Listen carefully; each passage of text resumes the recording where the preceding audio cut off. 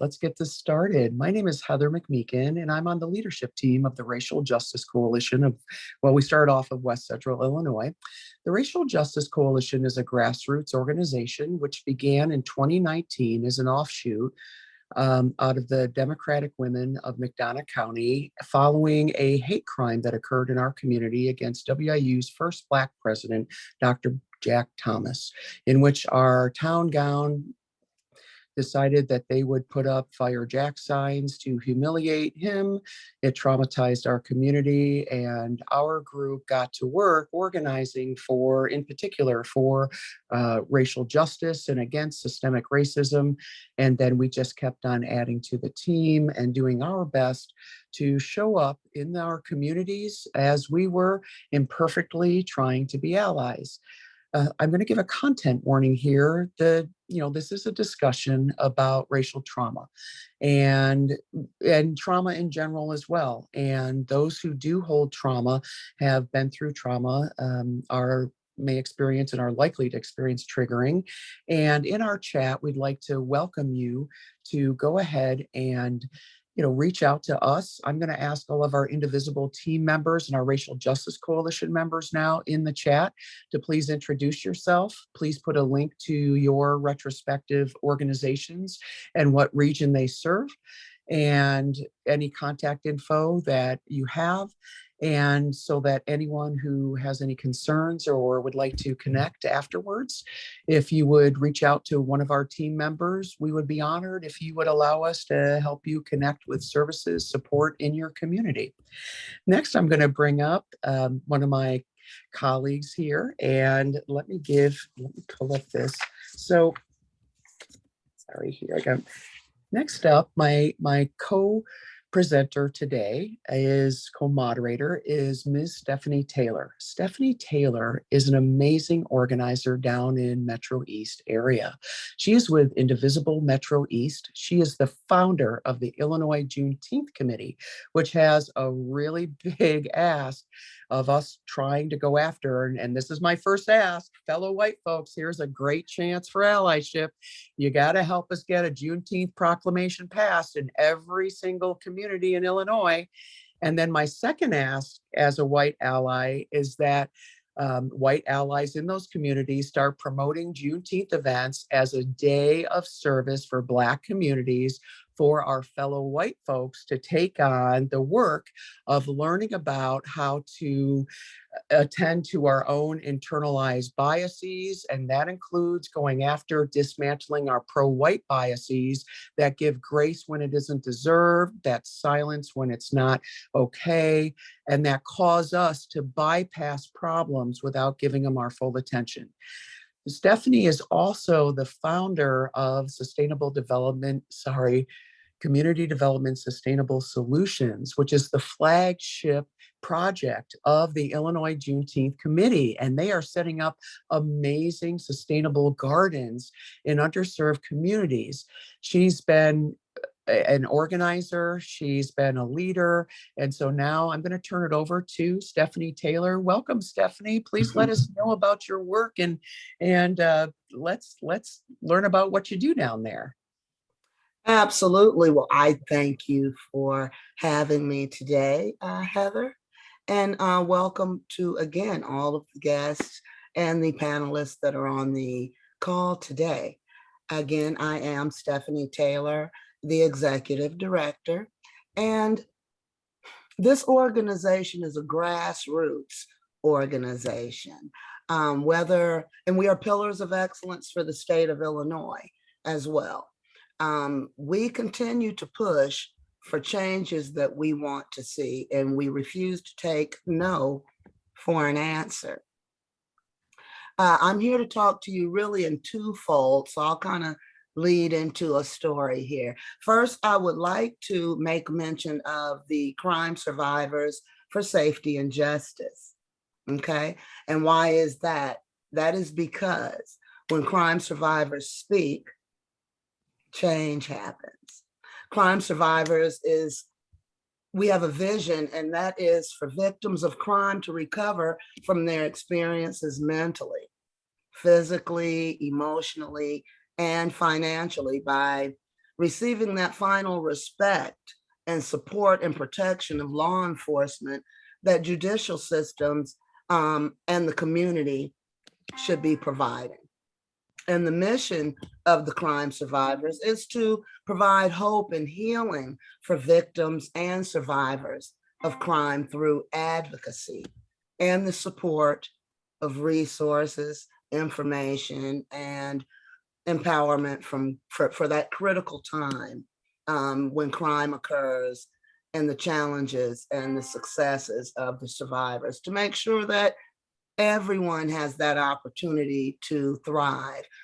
We push and partner with this initiative because so many times those in historically underserved and underrepresented communities are often victims of crime and trauma due to marginalization and inequitable situations.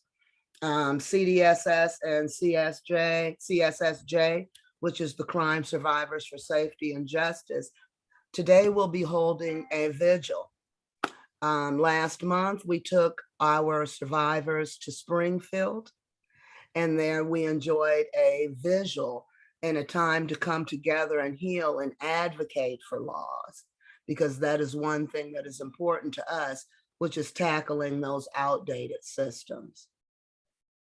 So now today, to follow up this event, we will take that opportunity to present like a healing vigil to individuals dealing with racial trauma and other forms of trauma. So I appreciate the opportunity to kind of lead into that.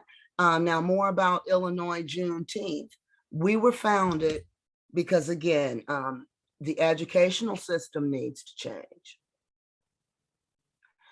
The outdated structures need to change. And right now it's the definition of insanity. We need to look at really inserting equity as we look at things like what is reparations when we want to frame it. Reparations is what? Repairing the damage and putting something back. Part of that is working with the Racial Justice Coalition to make sure that we inform citizens when things happen, that we make sure that people put a equity lens and a racial justice lens, excuse me. And perhaps when we look at reparations, we could talk about putting different committees in place and providing monies to those committees. We don't want to just hand money out. We want to, for those people that are in certain stages of readiness, if you look at a home, we could give someone, instead of that $5,000 for attending the class, they could have $10,000 to $15,000 sitting there when they're ready, because we understand, again, we're talking about structures that's led us to be in these certain situations. So the goal of Illinois Juneteenth Committee first is to get these proclamations, just as Heather said. We need these proclamations in every community, township, and village. And that is because our leaders and legislators need to give permission to their constituents to move into the year 2022, to move into a time of working on equity and diversity in inclusion. Our vision is for all communities to acknowledge, support, and commit to repairing the damage and trauma bestowed upon marginalized people of color, proclaiming and writing the date they gave permission to the whole community to begin to heal from centuries of trauma and stigmas unfairly placed upon mainly those African and Native American descendants. Our mission is to ensure that everyone has equitable access to economic, political, and social empowerment opportunities by addressing those outdated systems and improving outcomes for all. By focusing on the historically hard to serve and underrepresented communities, Illinois Juneteenth Committee is the impetus to equitable social justice. So as we move to continue these conversations, we will no longer allow the state of Illinois to filibuster these issues and give us pats on the back. By no means are we done. Right. So we're here today to further that conversation in solidarity with everyone on the call. And we ask that you do come out for that day of service and join us June 18th for the annual Juneteenth celebration hosted by Illinois Juneteenth Committee and our partners like Indivisible, Metro East, and the Racial Justice Coalition. Our event will kick off at 11 a.m. with a motorcade. This year, the grandmother of Juneteenth, Miss Opal Lee, will be hosting a walk. We've been selected out of all states in the United States, and we are one of 12 that will host Miss Opal Lee's Freedom Walk. At 12 noon, we'll present our national flag raising ceremony. And at 1 p.m., we do our annual motorcade, which leads you straight to the Juneteenth Festival. There we will talk about some more of these outdated systems that must change. Again, I'm happy to be here. I hope that we see you at 12 o'clock today when we uplift the Poor People's Campaign and we try to get individuals to Washington, D.C. That happens to be on June 18th as well. But John Lewis and men like him and people like you on the call today, we do care about voter rights. So we must make our voices heard in Washington, D.C. Just as well, we'll be at Mount Paran today, continuing this all too important conversation of the Racial Justice Coalition as we move into ways to begin to heal and to align like-minded people to initiatives that many of us are promoting here today. So I know I've covered a lot because we are crime survivors as Black people of color. Thank you so much. Oh, Stephanie, we so appreciate you. And so I'm going to let white allies know you've got a lot of chances with what Stephanie just presented to us to help out. Every single Black church, I promise you, can use some allyship and amplification.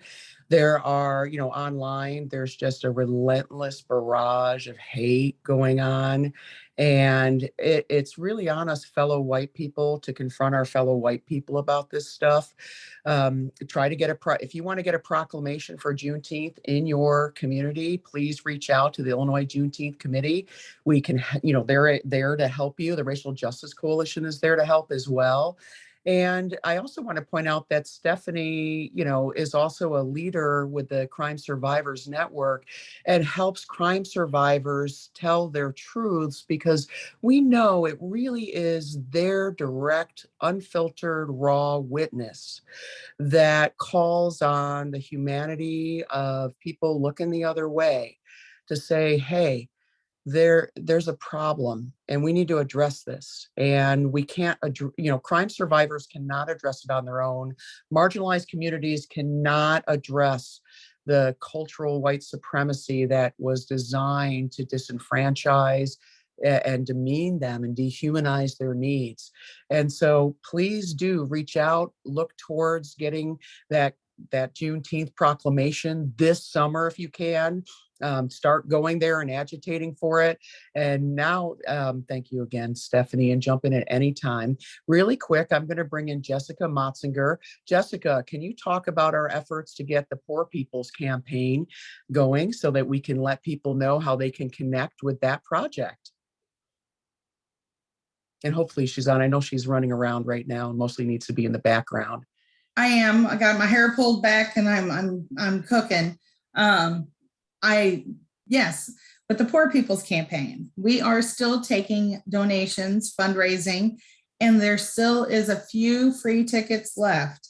So if you have that Google Doc form, please send it to people that you want to go, that you think they might need some financial assistance, and go ahead and kick it out to them. We have till May 2nd before they got to be turned back into national. I am proud to say that we are going to have a rally pickup stop in both Macomb and East St. Louis and Carbondale. So we have, besides Chicago, we are represented throughout the state. So I'm very happy and proud that we were able to do that. Yes, like Stephanie is the jack of all, her and Terrence are the jack of all trades. They network and they've been around with everyone. So if there's a question that you got, think about asking Stephanie and Terrence, because more than likely they know someone who has the answer if they don't know themselves. They are also with the East St. Louis branch of NAACP, and they are coordinating a town hall this Monday. So they are working with them, and of course with Juneteenth and everything else coming up. I'm very sad I won't be able to make it this year in East St. Louis, because also a big thing that people need to know, Illinois had a large part in Juneteenth and General Granger's orders and stuff. They had troops that actually deployed out of East St. Louis. They had what they referred to back then as colored troops joining in with the white troops out of Alton. So we have a measure of pride. We were on the forefront, and we continue to be on the forefront of protecting our freedoms and liberties. So this is an amazing celebration. Please be a part of it. Please lift up their voices and everything else. We will be in Washington, D.C. marching with the Poor People's Campaign. And of course, Juneteenth will be mentioned there, but for all the same values, all the same reasons that we're all joined in together. Please, if you can't join us, have a virtual event on your website, advertise, and just even after June 18th, make sure that you carry on with the struggle and carry on pushing those movements and those issues that we all care about, like living wages and equity and sustainability, and just getting back on the moral, spiritually moral right track. We're not talking religious. We are talking what we know in our hearts to be true. Right. And so we need to get there. And so I ask you to join us and get people out to the polls and continue lifting up. Thank you. Thank you and eat so lasagna much. If you're in the area. There you go. Thank you so much, Jessica. And thank you for all of your work. And you all are amazing down there. We're so honored that you've been willing to share what you're doing with us. And I know that you're super busy and you still gave us your time. So thank you so much for that. So another call out for white allyship. If you can't go to the Poor People's Campaign, you can donate snacks. You can show up to the rallying points with signs and encourage people. You can help raise money to send those who can't afford their ticket for the bus. Please do that. Share their messages online. The Poor People's Campaign truly is all of us. It is justice for all of us. Thanks, Jessica. Now we're going to transition in to bringing in our experts on mental health. And the first up, we're going to have Janelle Magruder and Patrick Peacock. Now, let me talk to you a little bit about Janelle Magruder here. She is a licensed clinical professional counselor. She is a licensed mental health counselor in Iowa. She's a certified EMDR therapist, a certified clinical trauma professional, a national board certified counselor, and she is the owner of Magruder Wellness Initiatives. Also, Janelle is the founder of the Diversity Council at Western Illinois University. And that was how I met Janelle years ago. And so we're thrilled to bring her here today. And along with Janelle, we've got Patrick Peacock. Patrick was born and raised in Chicago, and he went to Chicago, attended the Chicago High School for Ag Sciences. He has a Bachelor of Science in Ag Economics from SIU at Carbondale, but he enlisted in the Army as an infantryman in 1998. He was later commissioned to the infantry in 2008, and he completed 6 combat tours of duty in Iraq, Afghanistan, Kosovo, and Liberia.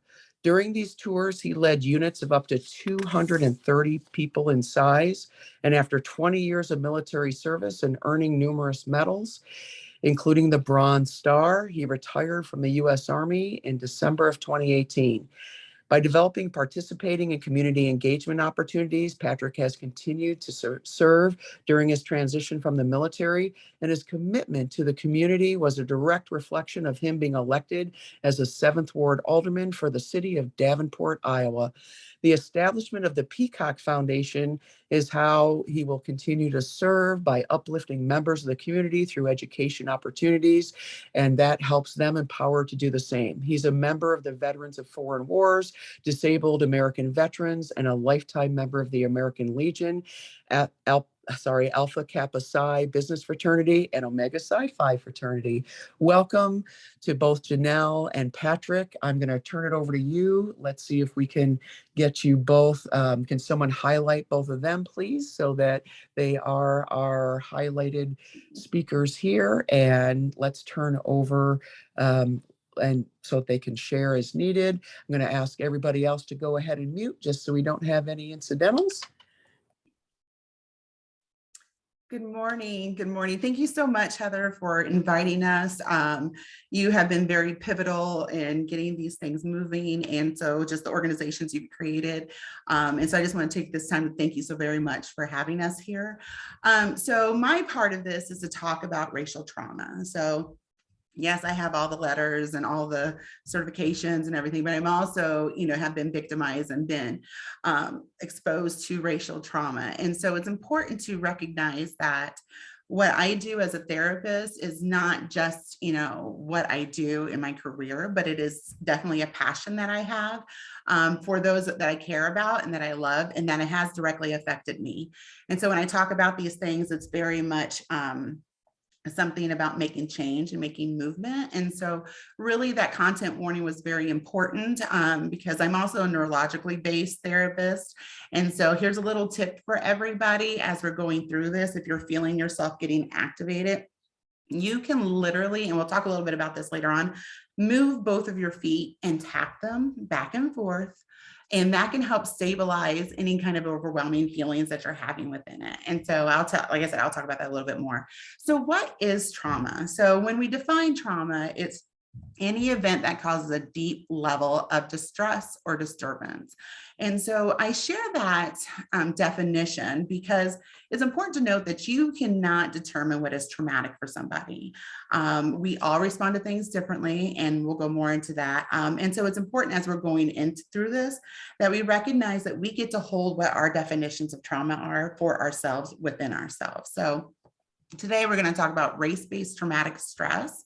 And so this is a response to related acts of race-based stress, violence, and racism.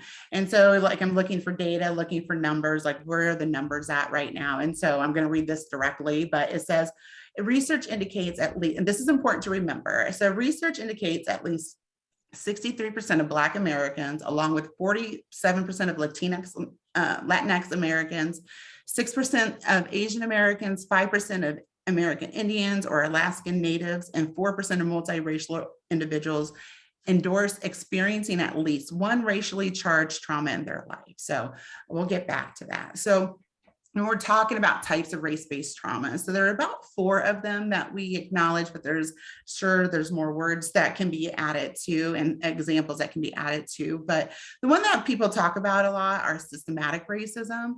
So those are processes, procedures, policies that are established to ensure the longevity of colonized views of the world. And so those are rules on hair in the workplace, even also within the workplace of what makes up a family. And so when they're addressing like, benefits is like the nuclear family. Well, that is very much a colonized view of what it looks like as a family. But the one thing that we always dismiss is that systems are actually made up of the people who are uplifting it. And so when they're talking about systemic racism, it's so important to address that these are people that are making this happen. It's just not these policy procedures. Somebody signs off on everything. And so like just talking about the diversity committee, somebody signed off on that, right? And somebody said this was a good idea and we need to move forward with this. And what does that look like? And so really systemic racism is just really in place because of individuals that are benefiting from it. So intergenerational trauma, so that's trauma systems that are passed down from generation to generation. The symptoms of those can be like a lack of trust of others. There is a book, and I'm going to forget the author, and I will look it up and put it in the chat, but called Post-Traumatic Slave Syndrome. And it talks about the history of intergenerational trauma and how it's been passed throughout the family system. And an example that is given in the book is talking about how our children are allowed to be children, and about how there's two mothers at a bank, and they both have their two children with them. And then the child that's white is running around the bank and doing things and, being a child. And the child that is Black is being like really kept close to the Black mother, right? And so the author had talked about being in the bank as well, experiencing this and being exposed to this. And she had noticed that, and it's something that's very familiar, that another Black mother had given the Black child, who kind of strayed away a little bit from his mother, the eyes, right? So that you better get back there, right? And so she had made the connection to how this behavior is a learned behavior, and how we devalue our children, we remove the opportunity for our children to be children due to our children being sold. And so you want to keep them close to you. You actually speak negatively about your children, because if they're not seen as value, then maybe they won't be sold. And so intergenerational trauma, it lives within your system as well. And so I'm always about like the mind-body connection too.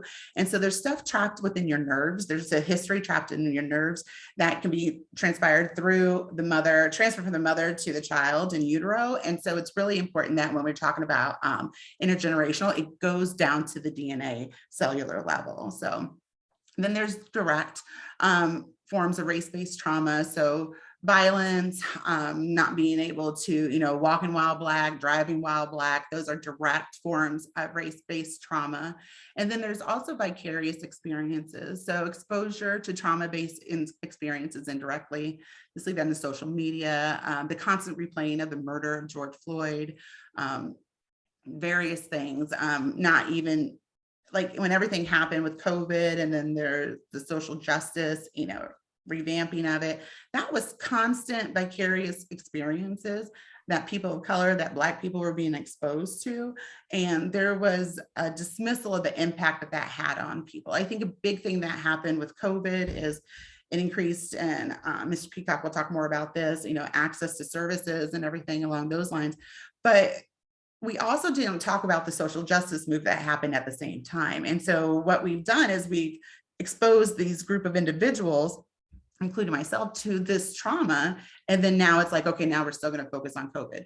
But what happened to, those year and a half or 2 years of us experiencing things every day and having them devalued to our faces every day. So when we're talking about race-based trauma, those are the 4 that I'm kind of focusing on in this moment. And so these are something that looks different for everybody. And these are just like kind of examples of it. So talking about neurological stuff. So I can talk about that for days. You see, I'm getting prepped for that. So what happens in a brain when somebody experiences trauma is that the right side of the brain is feelings and physiological responses, like the body sensations, all of that stuff. The left side of the brain is logic, reasoning, and resources. And so what happens, a very human thing that happens within the brain is when the right side gets overwhelmed, it cannot talk to the left side of the brain and receive all the resources that are available to it. And so that's where those shoulda, coulda, wouldas come up. So we've all had those, like, should have done this, I could have done this, I would have done this. I am here to help release you of the shame and the guilt and the judgment that you're giving, because actually neurologically you can't. And it's not because there's a dysfunction within your brain. The brain is geared for survival. And so what ends up happening with these experiences is that we learn things in that moment to help survive that moment based on the resources that we have. And so what happens in trauma experiences, so we're having that exposure and then move forward a year, right? And so something that feels like the same situation, feels like that same negative cognition, that negative belief is about to happen, your brain goes right into a reactionary response. And all it's trying to do is respond. I tell people, the brain does not care if you're happy. The brain cares if you survive. It is up to us to teach to the brain that happiness is a part of survival. And so when we have a reactionary response and we're doing things like we're snapping at people, we are like running away from situations, that fight, flight, freeze, fawning, those are reactionary responses. But I'm here to say that the brain can actually learn to respond and help you be present in those moments too. And just take some time to do it. So no shame, no guilt. You know what you know when you know it. But when we talk about like the reactionary responses, it's talking about the signs and symptoms of trauma. And so those are distorted thoughts. So I'm unsafe, because in that moment they probably were, or like I'm unloved, I'm unworthy. And so distorted thoughts can look very different, but they are very much consistent part of traumatic experiences, responses to that. Body sensations and ailments. Increased stressors on the body lead to heart complications, gastrointestinal issues, headaches, muscular discomfort. And it is something that you see there are consistent. And when it comes to gastrointestinal, anxiety is directly connected to that. The brain-body connection is so important to understand. I'm also a hypnotherapist, and we do a direct connection to your body and the experiences and why that ailment is happening in that space. Like anger is held actually in your stomach and your liver, I want to say as well. So another sign and symptom of somebody who has had race-based traumatic stressors are hypervigilance. So being aware of your surroundings at all points in time. This is where reactionary behavior comes from as well. Just being on notice at all points in time. Uncomfortable feelings. So all feelings serve a purpose. I'm a therapist, I have to say that, but uncomfortable feelings, so like depression, a suicidal ideation, intent and plans as well. Having difficulty finding joy in situations, right? Having difficulty being based on being present based on facts versus feelings. So what's actually happening around you versus what does it feel like is happening around you? Because of that hypervigilance, you want to be prepared because the brain wants to survive about what's going on. Avoidance. So when we think about avoidance, we talk about leaving things, like, oh, I'm not going to be here. I'm going to not talk about this. I'm not going to do this. But using fake names when making reservations, consistent. If you have what's deemed as a difficult name, you will shorten it, you will not even use it, just so you don't have to deal with it. And so it doesn't have to be these huge things that we do to help ourselves survive these situations. It's those things, but it's consistent. Disassociation. So disassociation is when somebody has the experience of disconnection between their mind and body. And so basically it's like everybody does disassociation. So if you drive down the road and you get somewhere and you're like, wait, how did I get here? That's actually a form of disassociation. So it's something that's very common and it's a survival based thing, right? And so in these situations, what happens is we get almost desensitized to stuff. Like there is a belief of, I'm actually pushing back a little bit when it comes to desensitization, because I feel like desensitization is a form of disassociation. And that's when I bring you back to that stat where it said that, let me read it again. Research indicates at least 63% of Black Americans, along with 47% of Latinx Americans, 6% of Asian Americans, 5% of American Indians or Alaskan Natives, and 4% of multiracial individuals endorse experiencing at least one racially charged trauma in their life. You cannot be a citizen of these here United States and not have been exposed to some form of race-based trauma. And so what I think is happening with some of those individuals, and I am not denying, individuals' rights to be able to define things, like I said before, but I just want to throw something in there. Being desensitized, disassociating from something doesn't mean that it's not happening. That's a survival technique I use as well. I've had experiences with shopping, things along those lines, and stuff is happening. And it's like, did that really happen? And walking away from it. And so it's a survival technique that's happened. And so when I talk about everything when it comes to do with trauma, I always leave it with this. And Black people have not allowed to be human. It's something that we've come here unwillingly. We have been exposed to things that were not ours to be exposed to. And I always talk about the 3/5 compromise, which was introduced in the 1787. The two that they took away from us was the ability to be human and the freedom thought movement. And so it's up to us to make sure that we give ourselves space and for allies to help give us space to be human. You don't live with the consistency of trauma that we do on a global level, because this is not just in tune with the United States. This is globally, we do experience racism and what that looks like. And so allow us to be human, allow us to have freedom of thought and movement, and allow us to be individuals. We do have shared experiences, but we also are individuals. And so giving us back our 2/5 so that we can be whole is something that we really just need support in, and that we should be allowed to do. So thank you. Go ahead, Patrick. Thank you so much, Janelle. Well, first and foremost, Heather, thank you so very much for this opportunity. And going behind Janelle, I think that we shouldn't do that ever again. She's just so smart and so talented, and she shared so much information that has been advantageous to everybody. So let's just put that out there. Thank you, Janelle, for that. And if I may say something, Stephanie, I was taking notes, so please excuse me, man. Because anybody know my background, and what she's doing with the Poor People Campaign as well as racial justice. Thank you so very much.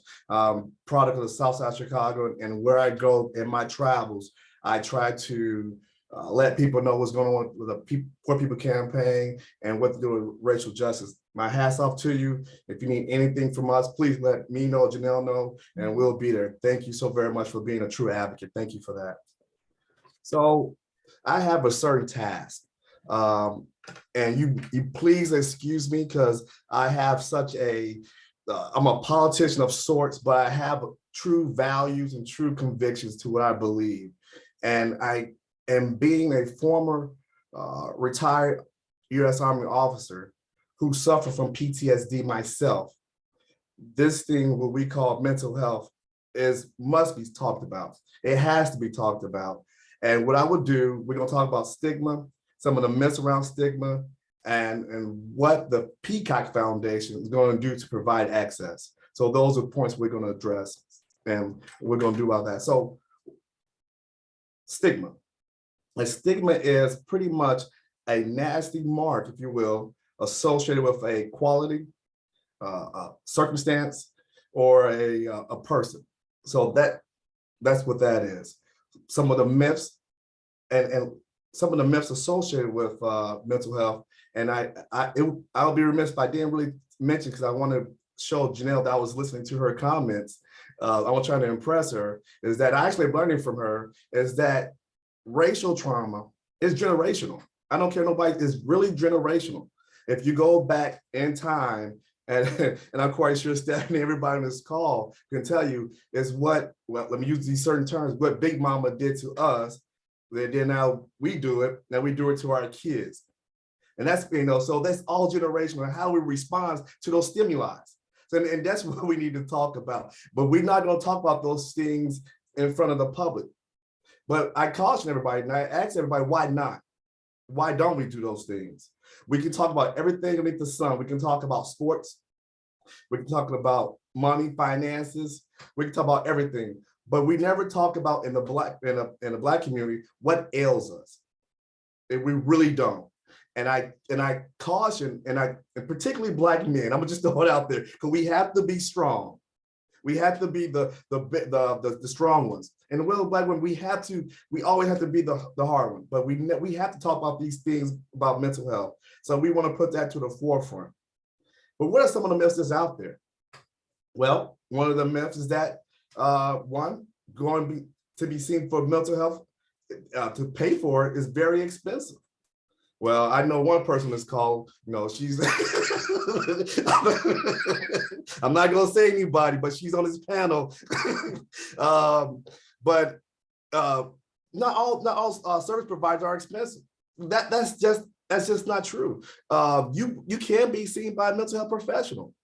And I know I'm gonna get ahead of myself, but this is what the Peacock, I'm just gonna put it right here. I think it'll be a great place to put it. This is why the Peacock Foundation is phenomenal. What we're gonna do is the monies that come to us, and wherever you are, let's say Illinois, and you live in a certain county, and we raise monies from that particular county, we will provide monies for you to be seen by a mental health therapist. So the monies you give to us will go back to providing for you. That's what's important, because I truly believe that everybody needs to be seen by a mental health professional. So I just wanted to put that there, but I will get back to that, but I thought that would be a great place to put that. Another myth is that children do not experience mental health crises. Yes, they do. And I think that when we as adults get so removed from being a child, we think, oh, they don't feel those things that we feel. Yes, they do. They have their own form of crises. But we must educate ourselves to understand what stigma is that young person just went through. And that's the only way we can do that is through education and learning from people like Janelle, who taught me so much about using the right terminology and framing and make sure that the young person understands. So, once again, we talked about the barriers to cost. We talked about young individuals having their own mental health crises. Another one is that, my mental health professional may not understand my point of view. And I think you pretty understand that. So something that Janelle has in her conversation is talked about not all mental health therapists are what we call multiculturally competent. So you may go and see a mental health therapist. Do they understand from your point of view, but what's really going on? Or are you just going to give me the cookie cutter solution to what you think I may be going through?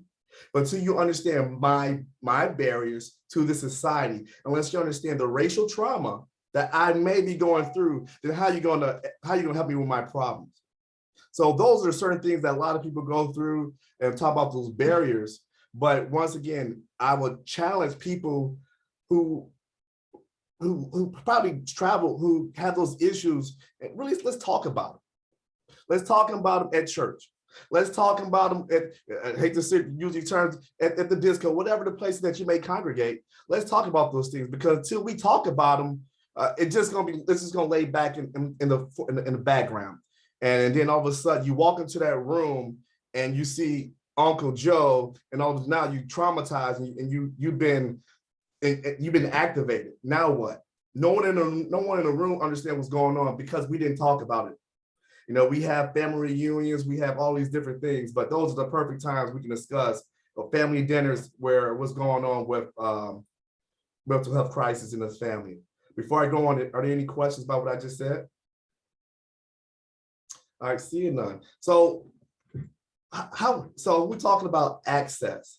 How are we going to talk about this thing about access? And then we're going to flow this into the Peacock Foundation. So in my research and the very launch of this foundation, you will find out there's so many organizations out there that they're doing the work of mental health crisis. There's a ton of, at least in this the Quad-City region, it has been estimated over 103 organizations say they're doing the work of mental health, preventing mental health crisis.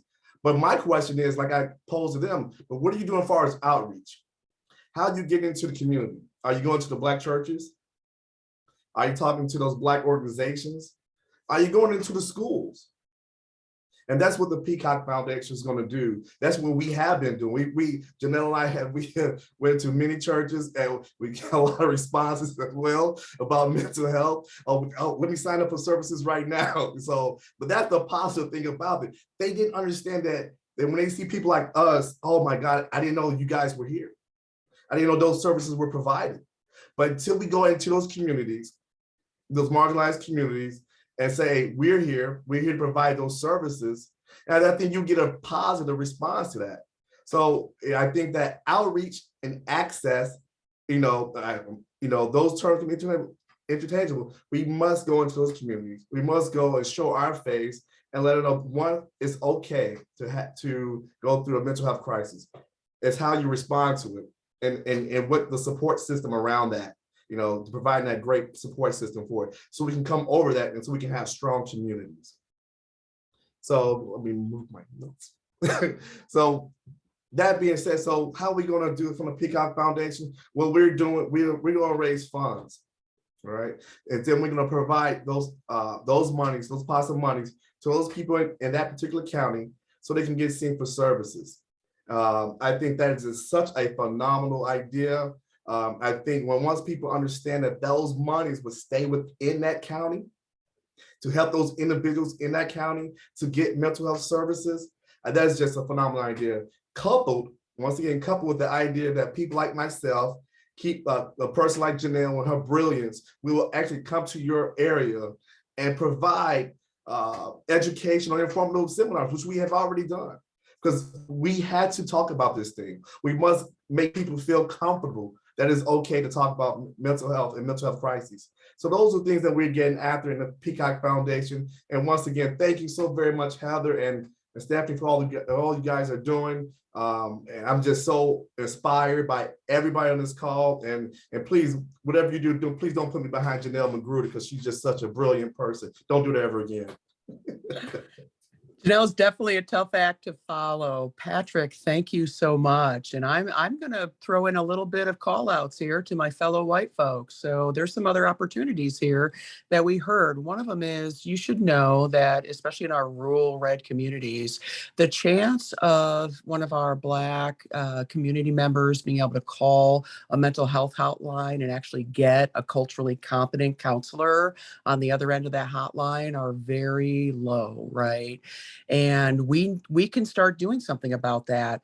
So your state rep and state senator are always given monies that they bring back to their communities, and then they can earmark that for services and support in any way they see fit. That seems to never happen in our community, and it hasn't for a long time, but it would be an appropriate ask to make of them that they set aside a certain amount of that money to earmark it specifically for mental health access, to allow people to at least maybe get the co-pays on the first 10 appointments done, so they can at least begin to connect and understand a little bit more about what's going on with their symptoms, be able to develop some connection to resiliencies and find some opportunities moving forward, because we know that hurt people hurt other people, and healed people help heal other people.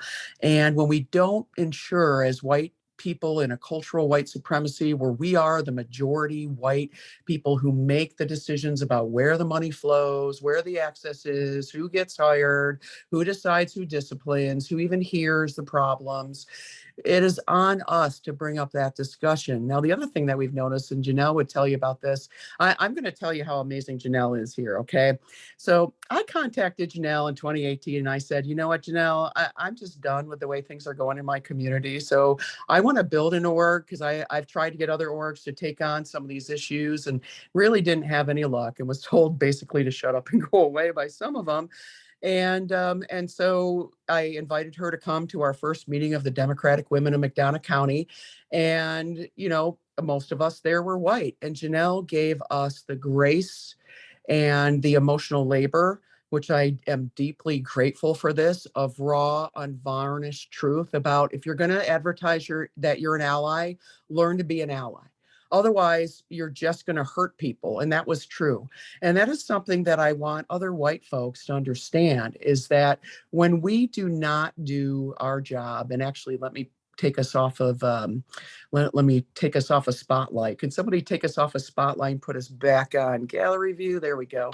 So everybody can see all the wonderful people here. So when we as white people do not challenge each other to listen when Black folks are speaking, we did an affidavit workshop. I will say that we've had a lot of white people angry at us in our community saying you shouldn't be speaking for those people, except that those people are so disempowered, disenfranchised, marginalized, without allyship, and don't even have the protection to even be permitted to speak about how things have hurt them. When that hate crime, the Firejack hate crime occurred in our community, we weren't even allowed to call it a hate crime.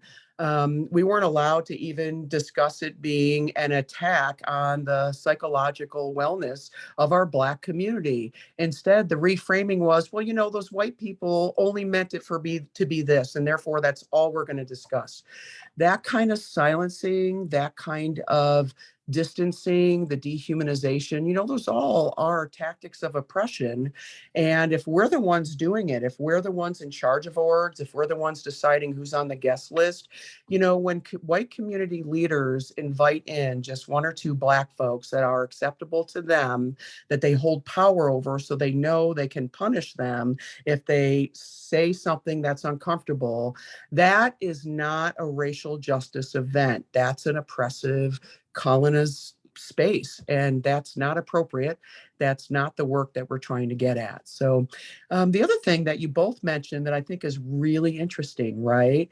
That disconnect when you are suffering trauma and then subsequent re-triggering, and then you also have hyperadrenalization coupled with lack of resourcing and lack of community support, then what does that look like, right? As a white person with PTSD, when I get triggered, my voice goes up, I start yelling, I often am cursing, I'm in my younger self. And I'm going to be perceived very differently as a white person in that state when I'm upset. I'm not going to be at risk. People aren't going to think that I'm going to just become violent. There's not an assumption of violence. There's not an assumption of criminality. There's not an assumption of risk. But we as white people in a cultural white supremacy have all those things that we leverage against Black victims all the time. And it impacts their health, it impacts their access. So as white people, please, let's do better. Is there anything else, Patrick and Janelle, that we need to frame this so that before we bring in Representative Jehan Gordon Booth? Before Janelle speaks, I know she can go at length. I would just say this, and I want to just bring home that, I think you said it very well earlier, Heather, is that, you have to be an ally. And when you're not on this call, what are you doing on a daily basis? What does that daily walk look like? I truly believe, there's a saying, I'd rather see a sermon than hear a sermon. And, so I'd rather see somebody doing the work. And that's why, Stephanie, once again, I love people saying they really doing the work, but, we need more than just allies. We need advocates. We need people that's really getting after this thing, because there's so many things we can address, right? If we can address mental health, we can address the racial justice. And I think it's all connected. It's all connected. So that's why we all can play on do the same things, and we can attack it from many echelons, if you will, because we want to lean forward in the foxhole and attack this thing. And I thank you so very much for this opportunity. Thanks so much, Patrick. Janelle, I see you kind of giggling there. Go ahead. Thank you, Mr. Peacock, thank you. So I think the biggest thing that I want allies to take away is that something similar to what Mr. Peacock was talking about, like, what does it look like? If you're going to grandma's house and grandma's saying some stuff, you're responsible as an ally, to say something to grandma. Just as trauma is passed down intergenerational, so is racism. So is discrimination. So is all of that. Nobody's too old to unlearn something. I am a therapist that sees individuals at all age groups. And so for me, it is the day-to-day. No lip service needed. We need action.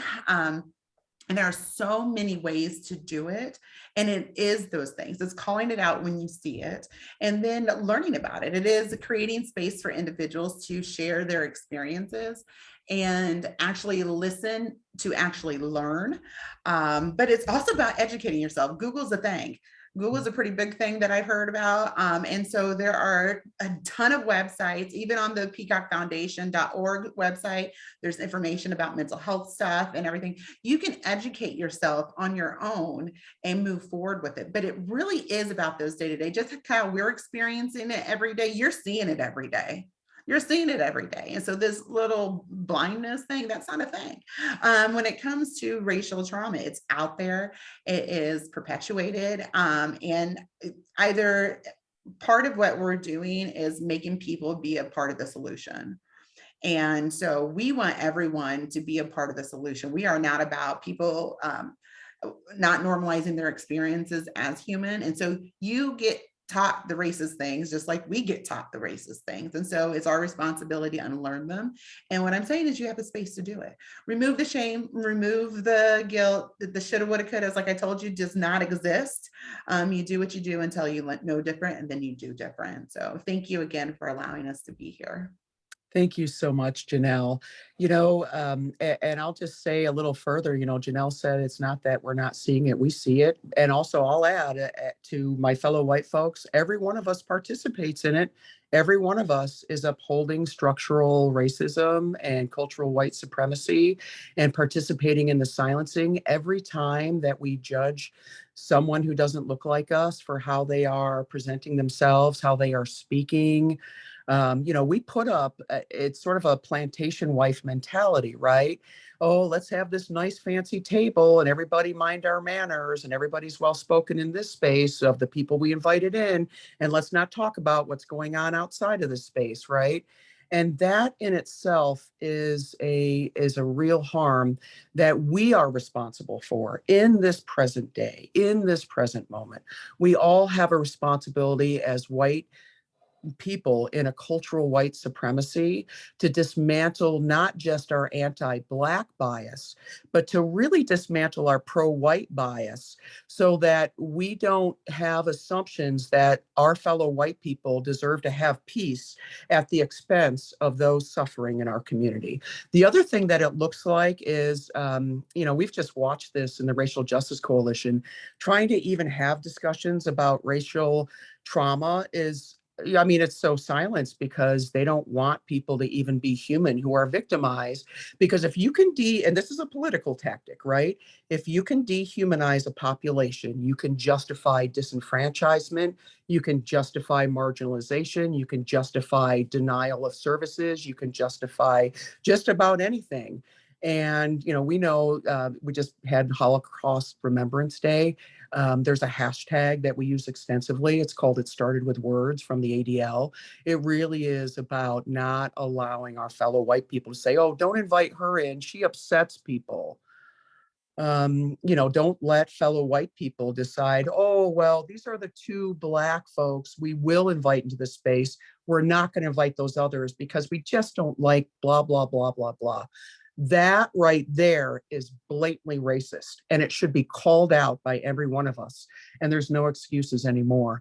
The other thing I'll say is, whenever as a racial justice, on the leadership team, when we first approach any group of predominantly white people and ask them, we want to have a discussion with you about this, one of the first things they do is they project their defensiveness on whoever's bringing up that. And that projection of defensiveness is seen as almost criminal, right? Like we're entitled as white people, oh, no one should make us uncomfortable. And I'll just say, as a white ally, we have to let fellow white people own their own discomfort. We're not responsible for that. If they can't attend to that, that's on them. We're still obligated, if we truly believe in a justice walk, we're still obligated to say the thing that needs said. Maybe y'all don't need to say it the way I do when I'm angry, right? But it needs to be said. And if we don't begin dismantling this, it really imperils us all. None of our children can fight racism, sexism, xenophobia, homophobia, transphobia, and defeat climate change. And the children and our children's children have to have all the tools, resources, expertise, and all people to fight this.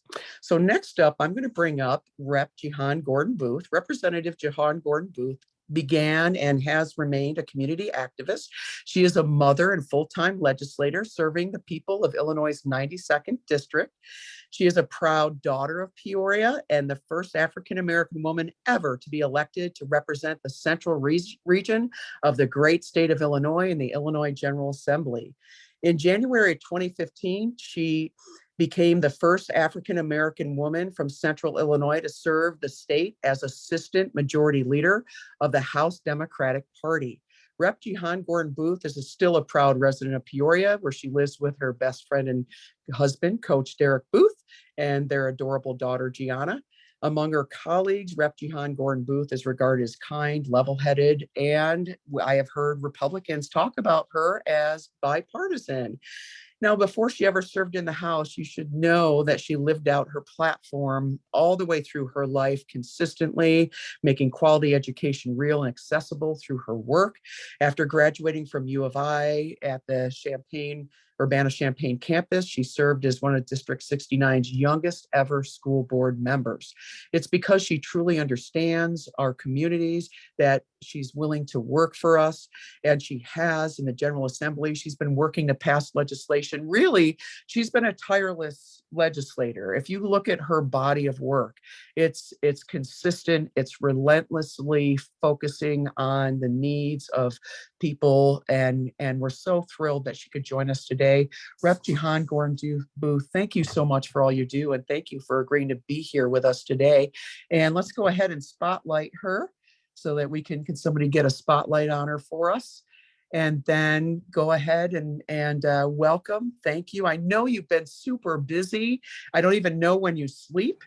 But we're so grateful for all of your work. When you read that crime survivors proclamation on the floor of the House, and we were all there as crime survivors, I'll tell you what, everybody around me, we were all crying, and just so grateful because, you're the first one that has brought that up. So thank you for that. Oh, so give her a spotlight. Thank you, Heather. Sorry that I sound like this. I don't know about y'all, but every March or April and just about September, October, the allergies, they take me down. And I'm not letting them take me down today, but they have definitely gotten a hold of me. So that is why I sound very nasally, all that kind of stuff. So apologies for that, Heather. Thank you so much for inviting me into this space. You and I have been Facebook friends for some time now, and I really love the way that you show up and the way that you challenge folks to really go a little bit deeper and sometimes make themselves uncomfortable to think about things a bit differently. Because frankly, if we just stay in our comfort zones, all of us, Black folk, brown folks, white folks, all of us, if we stay in our comfort zones, we never get to, what I believe God has for us as our North Star. And you clearly are, in your walk and walking in your purpose and moving people into an uncomfortable space to hopefully get us all to a much better place. So thank you so much for that. And thank you for inviting me to talk a little bit about racial trauma. It's funny that we're having this conversation, because I was talking to my chief of staff just yesterday, and I said, oh my God, racial trauma, what do they want me to talk about? Because it's so massive, right? It's so massive. It literally shows up in every space of our lives. And if we aren't careful, it can take you over, right? It literally can become so consuming. And so I said, I'm going to need a little bit more direction so that I have a true understanding, because I could talk about this the entire Saturday in terms of like how racial trauma shows up. And so what I've decided to do with you all this morning/afternoon, what I've decided to do is I want to talk about racial trauma and the way that I have experienced racial trauma, and then how I have used those racial traumas to then inform my leadership that then informs how I show up when I'm in the room and when I'm at those tables, when I'm in those negotiations. And so I have three bills that I'm going to talk about, and we're going to go, excuse me, I have three bills that I'm going to talk about, and I'm going to talk about the way in which my racial trauma, but also the way in which the community racial trauma has shown up and how that has then had a demonstrable impact on policy making here in the state. So I'm going to try to start in chronological order in terms of the bill. So we're going to go back to the year of 2017. In 2017, I was blessed to in 2016, I was blessed to begin working with an organization called the Alliance for Safety and Justice. It is the parent organization for the Crime Survivors for Safety and Justice. And I don't know you all's faith. I know mine though, so I'm very comfortable. I was at a conference. I'm Christian. I was at a conference, and this isn't even my home church.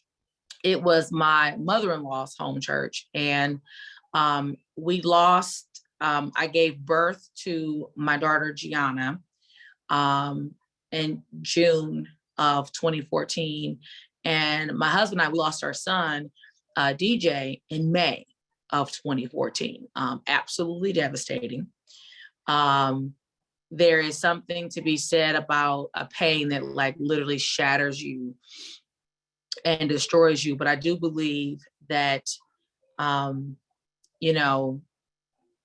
my faith, our family's faith is what got us through and continues to get us through, right? Because you never pass that. For people who think that you just get over things like that, you could not have possibly experienced that level of trauma. If you think that you just move on, you just cope differently, right? And so I was really struggling. My husband was struggling. We had a teenage son, almost teenage son in the house, a brand new baby girl, and trying to cope. And I remember going to this conference, and this pastor said to me, he said, you are the Esther of this season. And it is it is the call on your life that you are going to free people from bondage. And I mean, he went on and on and on. And it was so very emotional, because I thought, I'm broken myself. I'm in pain, I'm broken. And how am I going to help a bunch of other people? And he said to me, and in my mind, I was working on something at the time, right? And I thought, well, maybe that's what he's talking, maybe he's talking about what I'm already working on, but no one really knows I'm working on this. I'm doing this quietly. And then another thing that he said to me was, God is going to send you people that you don't know. He will send you people that you don't know to help you get this thing accomplished. And I don't tell this story very often, but I'm just sharing, and I'm hearing all of what was shared this morning. I just feel, I feel moved to share it.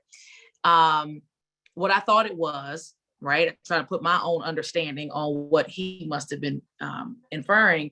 That wasn't it, because God did send some people my way about 4 or 5 months, maybe 6 months later. And it was the Alliance for Safety and Justice. They literally flew in from California, from Washington, D.C. They drove down from Chicago, drove up from Springfield, and we all ended up having a meeting in my office. And these folks said that, we've been watching you, and we believe that you are the person that we need to work with to accomplish what we want to accomplish here. And, we immediately, it was such an emotional meeting. I'm going to tell you right now, I don't cry in meetings. I cried in that meeting.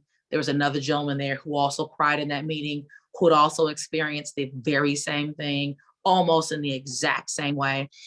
Son had come home for the weekend and went to a party, just like our son, went to a birthday party and lost his life at a birthday party, right? And so we began working, and I want to fast forward because I want to respect you all's time. Fast forward this process, the work process, and we gave birth to what still to this day is the most bipartisan criminal justice reform in Illinois' history. It's called the Neighborhood Safety Act. Obviously, the Safety Act that was passed January 2011, that was very expansive as well. But the Neighborhood Safety Act was the most I passed working with the Alliance for Safety and Justice, and who is now Attorney General Kwame Raoul. He was Senator Kwame Raoul at the time. We worked to pass the Neighborhood Safety Act. And the Neighborhood Safety Act was 3 primary components.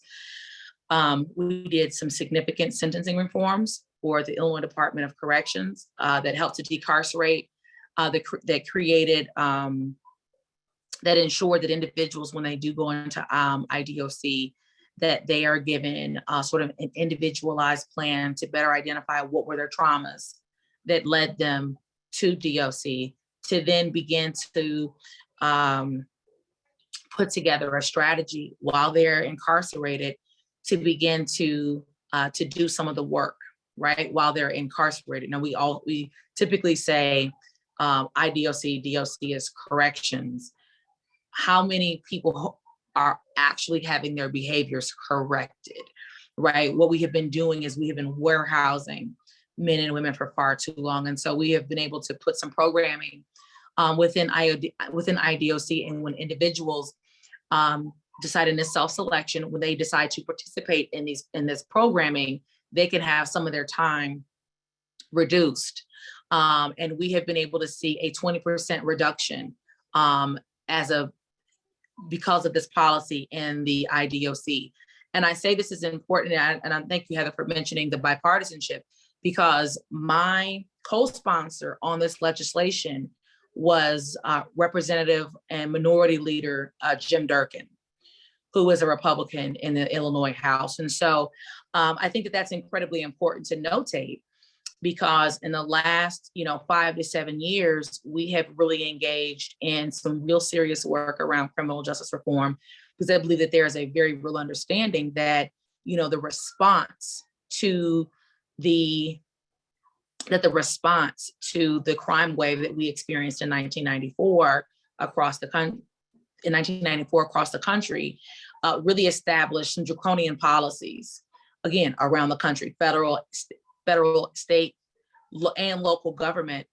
And one of the things that we wanted to be sure to do, and I don't want to go too far into it because I want to stay focused. One of the things that when the Speaker of the House asked me in January if I would be willing to take on the work of chairing the public safety strategy for this year, it was very important to me that we did that work in the spirit of still recognizing and honoring, this space that we have been in for the last 6, 7, 8 years, specific to criminal justice reform, and wanting to ensure that we don't, pull a page out of the old 1994 playbook, right? Which is what unfortunately, a lot of folks, and I don't want to make this a partisan thing because it's not. There were Democrats that literally just wanted to, pull out that old playbook from 1994, when we recognized as a society, right? Not just as a political body, but as a society, we recognized that what happened in 1994, and trust me, I wasn't around in 1994, I was about 12 years old, so it wasn't me. But in 1994, the policies that were put in place, they completely disenfranchised largely African-American men, but Black and Brown communities for that matter. And what we saw happening on the other end of that, we saw the corrections budget burgeoning, blossoming every year. All the while, what was being shrunk was the budget for the correction budget was exploding. What was shrinking as this is exploding was education, community development, mental health, all of those things that we know if we don't put in the proper investment on the front end, this will continue to explode. And so for me, it was very important that we led the work that we I took part in this year in leading the body, Democrats in the House as well as the Senate. And I say Democrats, unfortunately, because it was not bipartisan this time. It was very partisan. But I think that, no. you know what? Excuse me. I take that back. The votes were bipartisan. The rhetoric on the floor was incredibly partisan. So even me, and I'm deep in the mix. I was there, and my brain immediately went to the floor debates, incredibly partisan. But when it came time to actually put our votes on the board, they voted for a lot of those bills, and I'm proud of that, ladies and gentlemen, because we were able to craft some very important public policy this year that was reflective of the current public safety situation that we are in, with having some of the highest rates of violence and crime that we've seen in 40 years, all the while respecting the racial trauma that has been experienced by Black and brown folks. Oh, I'm so sorry that if you hear a noise in the background, I think he's moving around, but sorry. That's my husband. He has a blower. We were able to do that work, all the while still respecting the racial trauma that has been experienced by Black and brown communities over the many years of how that system has really torn apart our communities in a very draconian way. Going back to 2872, because I kind of like dovetail, I went off-roaded us for a second. So again, 2872, most bipartisan criminal justice reform in Illinois history, the sentencing policy, 3 parts. Second part, we were able to remove over 2,000 mandatory minimums. We know that those mandatory minimums, again, disproportionately impact Black and brown communities. We were able to eradicate over 2,000 here in the state of Illinois. And the third component of that bill, and really quickly, going back to the sentencing policy, we're giving judicial discretion. It's something that I remember working on some policy papers in college around mandatory minimums and the ways in which, people's entire lives are being devastated because of the 3 strikes and you're outlaw. And being able to read about, again, as a young woman, being able to read about judges who talked about the unfairness of the law. But as the judge, they had to follow the sentencing policy. And being able to walk all of that back was such a blessed moment for me and for so many others that took part in this work. But the third component to 2872 was the creation of trauma recovery centers. And the trauma recovery centers are so impactful. We started with, in 2017, we had 0. Now in the state of Illinois, we have 10. And that is, we've been able to make those gains even through the pandemic, because Ms. Taylor, who was speaking before, was talking about when survivors speaks, change happens. You all came down, you advocated, you identified allied legislators on this mission, and we were able to put we were able to give an increase into the ICHA budget, a multi-million-dollar increase. You have a lot more than one. I see some Miss Pike says that we need 1 in Chicago. They're like 6 in Chicago, with more coming, FYI. So we were able to add some additional trauma recovery centers this year in the budget because of survivors stepping up. So what we know is, just from hearing that, we need them in Chicago, what we need them in every community, right? That is the work that I am embarking upon, is we need them in every community, because Chicago has some, but we both know that the way in which Chicago and many communities are segregated, that it is very difficult to go from maybe one neighborhood to the next because of the various issues. And so we want to be sure to continue in that work. I have been working very closely with ICHA, working very closely with some of the representatives who we are, going to be standing up these trauma recovery centers, in various communities throughout the state of Illinois. One of the things that we're going to be doing that I believe is the best practice, was born out of the work right here in Peoria, Illinois, where I represent, is not just having trauma recovery centers, right? And we've been able to do this work in East St. Louis as well, but creating wraparound centers. And the wraparound center concept is so important to embed the trauma recovery center in the wraparound center, because what we know about people who have experienced trauma and violence, and this community-based trauma is very much so racialized in Black and Brown communities. We know that when people experience trauma and they need the support, they need the behavioral health specialist, they need to be able to see someone for the PTSD that they're experiencing. We know that there are other barriers to having true equity in their lives. And so we know that oftentimes that when you're dealing with issues of trauma, there are other issues, whether it be housing issues, whether it be substance abuse issues, whether it be having legal issues. And so what we have been able to build out here in Peoria and have been able to expand to places like East St. Louis and others is the concept of building out actual wraparound centers so that you can actually come get the trauma support that you need for yourself.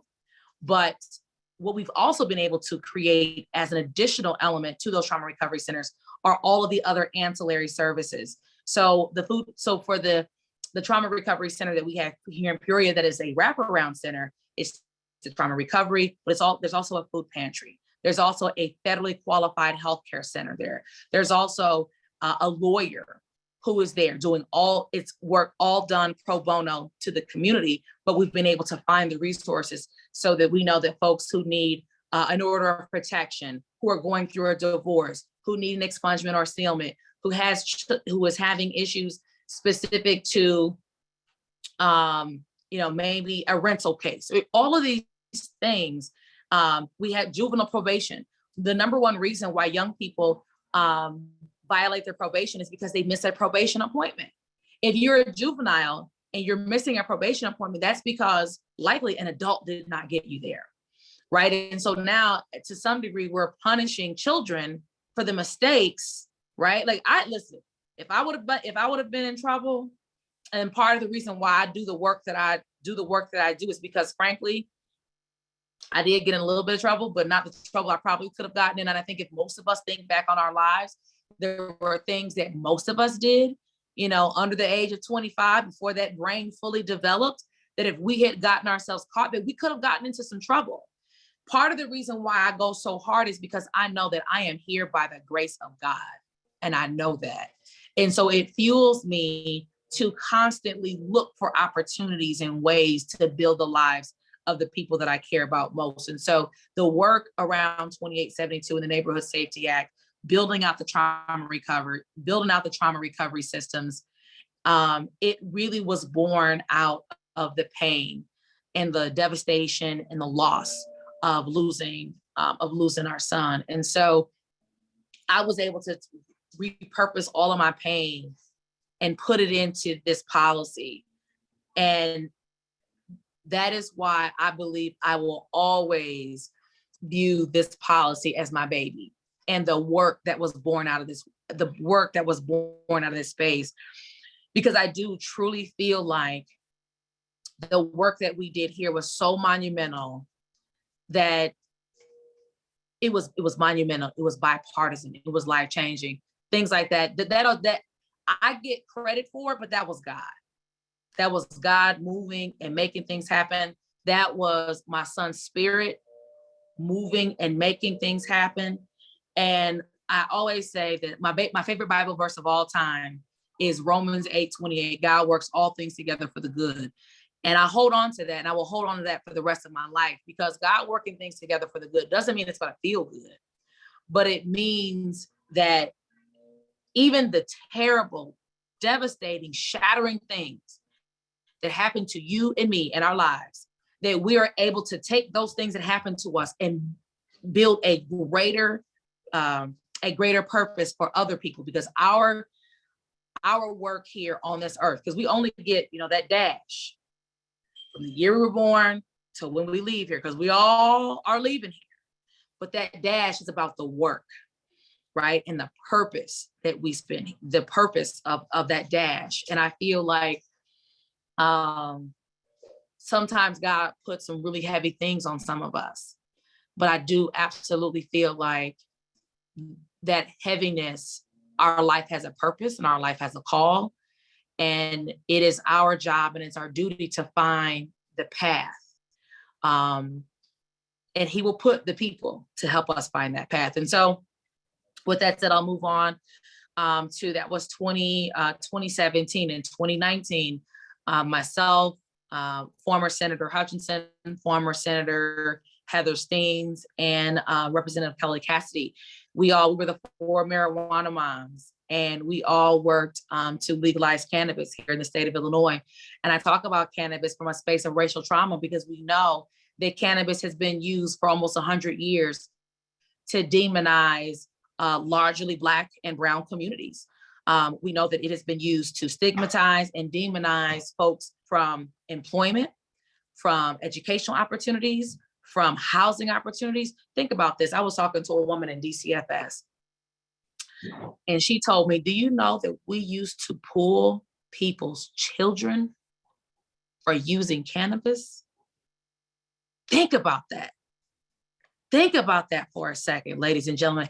People had their children taken from them because of the use of cannabis, which has medical benefits that frankly, most studies show, depending upon the way that you consume as an adult, because it is an adult consumption thing, right? We don't suggest that children use this, but we have doctors that are prescribing, right, this plant that grows from the ground. And people had it. And when we say that people had their children taken, these are Black folks, right? Because no one else had their children taken for cannabis. And I'm gonna tell you, when I first started traveling to cannabis dispensaries in January 1st of 2020, it blew my mind. Like, I knew that white people use cannabis. I'm not crazy, but it blew my mind when I saw the lines wrapped. I went to Chicago for the big rollout, and starting 6 a.m. We went to probably six different dispensaries that day. All of them had lines. The biggest rollout was in Rogers Park. Beautiful community. The folks were just like everybody. It felt like Woodstock or something. Everyone was, well, what they say Woodstock. I was like, I wasn't there. Everyone was just happy and excited. And it was like, guys, thousands of white people in line to buy cannabis. Thousands of them. I couldn't believe it. Because you know why? I started doing expungement summits in 2016 here in Peoria, because I had so many folks that reached out to my office, because I had an opponent when I first ran for office, who used an indiscretion when I was 18 years old. She used it in a political campaign, and my community still, chose me to represent them in the General Assembly. And because of that, people who are not perfect, right? Nobody's perfect, but people who aren't perfect would come to me, Black, white, old, young, and they felt like I was a safe place because they knew that I wasn't perfect, right? They felt that I was a safe place to kind of bare their soul and talk about the things and the challenges that they had experienced in their lives. And I knew that it was unbelievable, the amount of people who carried convictions that happened to them when they were 18 years old, most of them cannabis related. And all of these people, and now I'm talking very anecdotal, very specific to my experience, all of these people that had the cannabis offenses were all Black, all of them. So when I go to, right, I visit the dispensaries January 1st of 2020, it was a doubling down of what I always knew, right? I always knew that white people used cannabis just like other communities, but Black communities were the communities that were demonized because of the use of this product. And so the beautiful thing about our cannabis policy is that we were the first state in the nation to legalize it through actual policy and not doing it as a referenda on the ballot, which gave us the ability to account for the racial trauma that communities have been experiencing for generations. And it allowed us to create the R3 program, which is a best practice in the nation. When you see other states that have passed the legalization of cannabis since we passed it in Illinois, everyone uses our framework to work on their cannabis legalization. But, we created the R3 program, which takes 40% of the proceeds of cannabis. Turn that down, Gianna. Sorry. Which takes 40% of the proceeds of cannabis. 25% are reinvested back into communities that have been devastated by the failed war on drugs. That's the R3 program, Restore, Reinvest, Renew. 15% of those proceeds go directly back to support mental health within communities. So again, 40% of the tax proceeds of cannabis go directly to impact the very things that we're talking about this morning on this call. And so when you think about the vast nature of the cannabis industry and what the sales tax receipts have been like over the last few years, they have been incredible. We have been able to invest significant resources back into communities in a way. And I, at the bill signing, I talked about the R3 program and the mental health program being a form of reparation. It is not the reparations that we need, but it is a form of reparation, because as Ms. Taylor said earlier, reparations is about repairing the harm. It is about putting back what was taken away. And so the concept of R3 and the mental health component, the 40% of the tax revenue going back to mental health and going back into communities that have been devastated by the failed war on drugs, it's about repairing that harm. And the reason why it's a reparation is because oftentimes, and I know you all hear about it when how the lottery was sold, right? The lottery was sold in the state of Illinois, that we're going to fund education with a lottery. And we all know what that was. That wasn't me, again, wasn't me. It was the old bait and switch, right? We're going to put this up, but the money that's there now, we're going to take it away. One of the things that we demanded was that the money that goes to these communities, the money that goes towards these opportunities now, that's going to stay. These dollars will be in addition to that, because what we know is that to do the work that is necessary in our communities, we have to make specific and very strategic investments in these key areas, again, to keep folks away from off the Medicaid rolls or out of the Department of Corrections. And so, again, taking that, taking the racial trauma that Black folks and Brown folks have been experiencing for so many years, we were able to take those stories and embed it into the R3 policy, embed it into the automatic expungement policy, and embed it into the way that we created social equity applicants. Now, that has definitely had its challenges that, are going to have to continue, unfortunately, to be borne out in a court of law. But again, that was beyond that's beyond my capacity. Let me tell you, as a legislator, once you pass the bill out of your chamber, there's nothing else you can do. Okay. So what I want to be very clear on is the work that was done specific to, again, R3, investing money back, reinvesting money back into communities, ensuring that people are able to get the automatic expungements. And even with that, I have found that COVID played a tough role, even on some of that stuff as well. With just the whole, courts not even being in person. It's just this whole alternative universe that we've kind of been operating in for the last couple of years. But there's some additional work to do in the expungement space to make sure that counties are moving forward with those automatic expungements. One of the things that I have realized is that, the system, and again, I'm gonna offer really quickly, is that what we really need in the state of Illinois is clean slate policy, right? If you have not gotten into trouble in X amount of time, I don't want to go too deep into where we're going to go with this because it's still in formation, but people need the ability not to have to audition for humanity.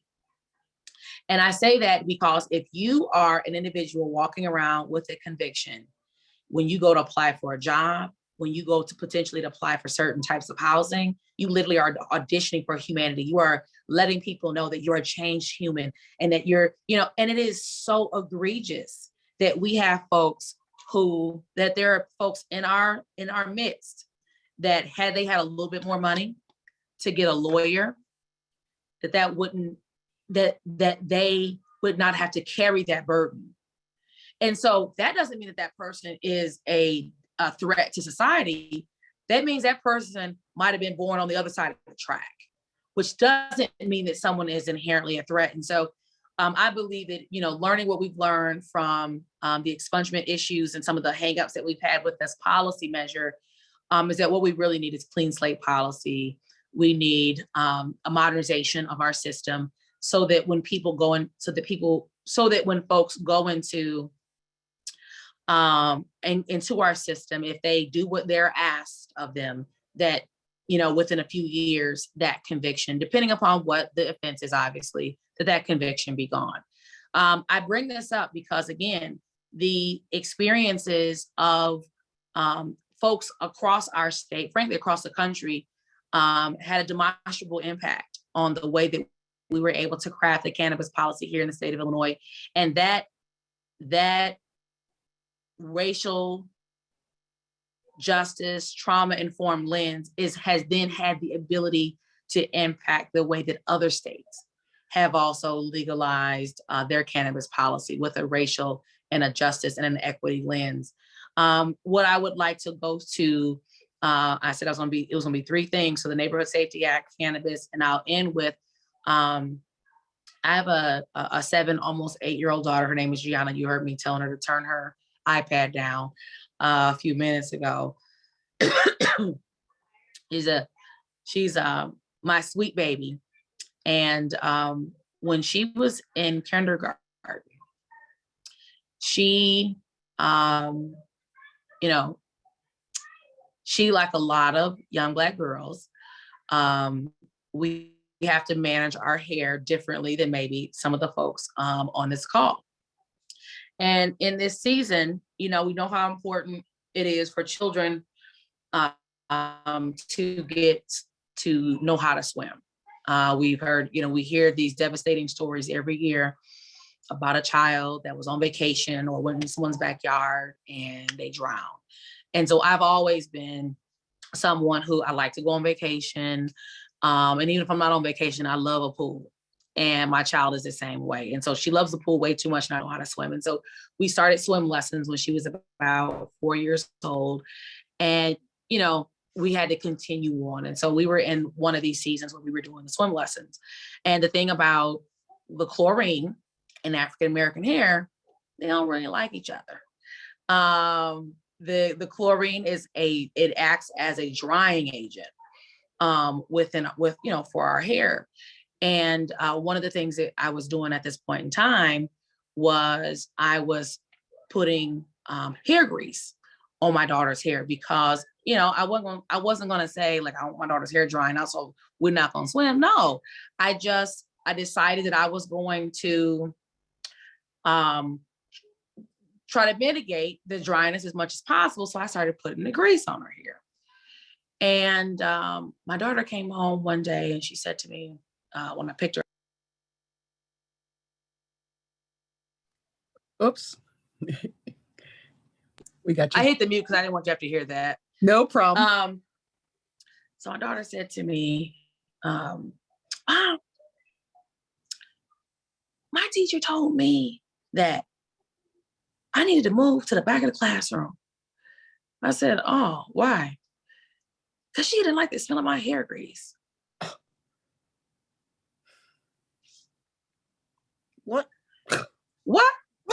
And she said, my child at the time was 5. And I said, I'm thinking to myself, ain't no way. And I believe my child, don't get me wrong, I believe, but I'm thinking, there is no way that, and this was a good teacher. This was a teacher who it was recommended that I, try to get my kid in their kindergarten program because she was a good teacher. And here's the thing, for the most part, up until that point, she was. My child loved it. My child loved the class. she had all kinds, and my goal is not to like string people out and drag people through the mud. So I'm not gonna say her name. I'm not gonna even say the other things, the other quality things that she was doing in the class with kids, because she did. And I just vividly remember my child saying this to me. And at the time, again, when this was going on, cannabis, I was leading on cannabis. I was leading on the first capital construction program that we had in 10 years. So I was being legislator. I was trying to be mommy. I was traveling back and forth between Springfield and Peoria every single night. And I was just exhausted. I believed my child, and I said, okay, I'm going to talk to the teacher. I'm going to talk to her, and we're going to get this straight. And I had every intention to talk to the teacher. And just the busyness of life, I didn't. My child comes back to me the next week. Mommy, you didn't talk to her. I said, what are you talking about? You didn't talk to Miss. She did it again. That's when I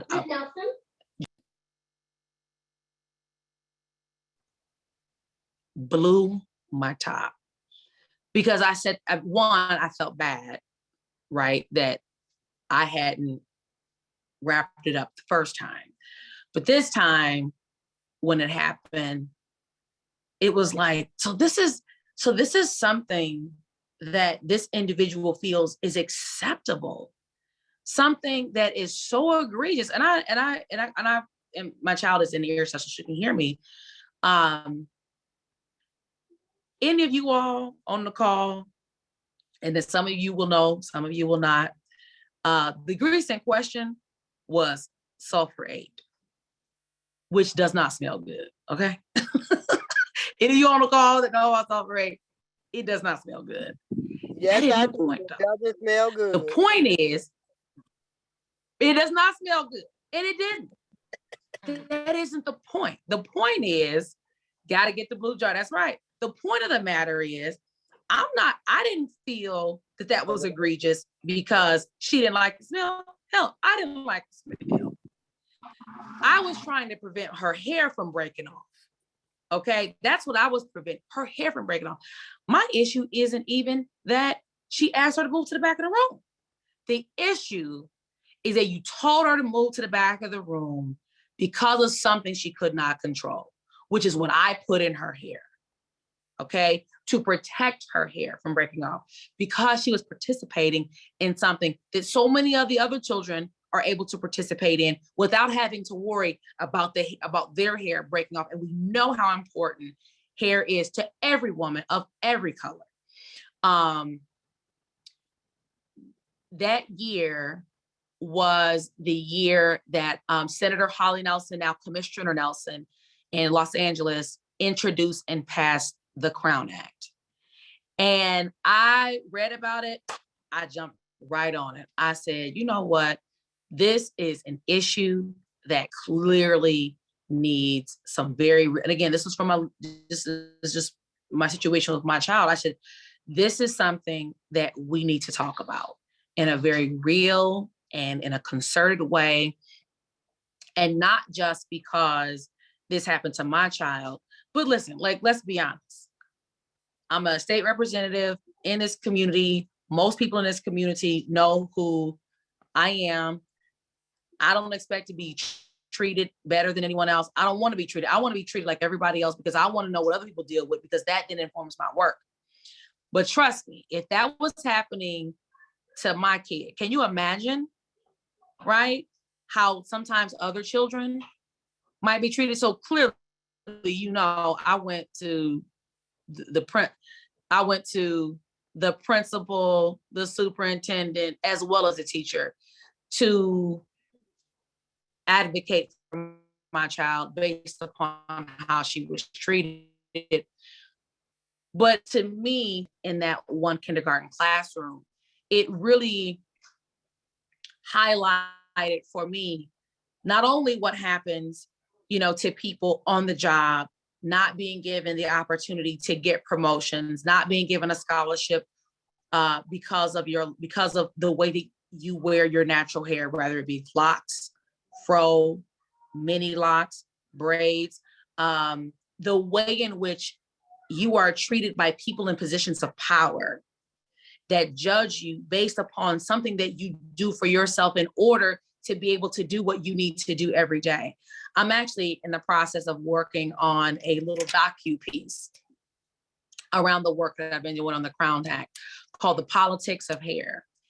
And we have been interviewing a lot of women in and around, not just politics, but the political arena, advocacy, all, within politics that work in the space to talk about their experiences. And I can tell you,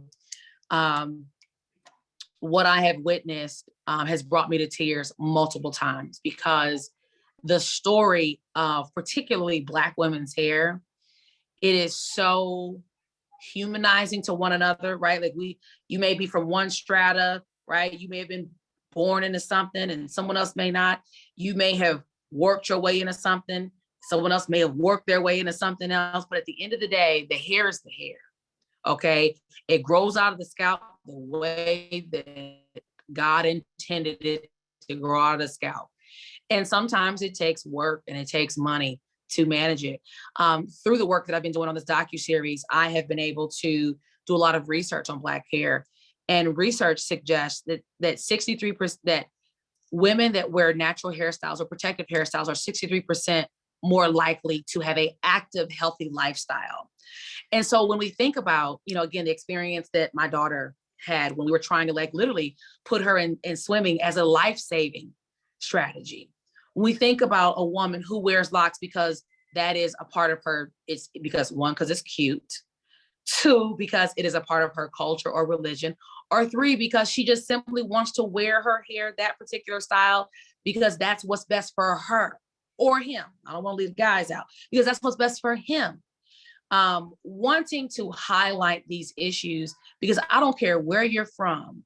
And I have found through my interviews that it is such a unifying and humanizing issue for women from every economic strata. And guess what I have also found out? We all have horror stories. All of us have the horror stories from when we were children that then has impacted us as adults and how we view ourselves in the world. And so, obviously the book, and that then turned into the animated series Hair Love, did wonders. I think they won an Oscar for that work. But I think it's so important that we continue to talk about these journeys, and why it's so important that we add hair discrimination to the Human Rights Act, which is what we did on April 8th of this year.